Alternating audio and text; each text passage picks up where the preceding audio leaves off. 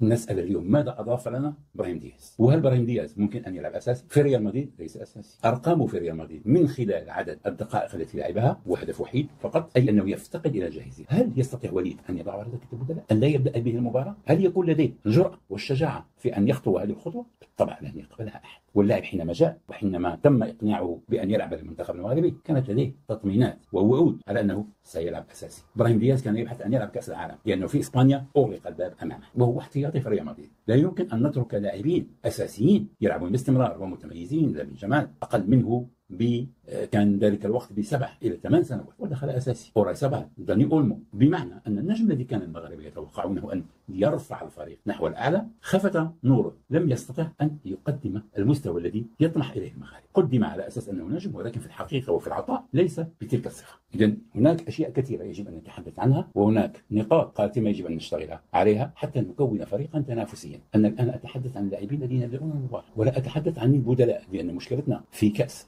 أمم إفريقيا الأخيرة هم البدلاء.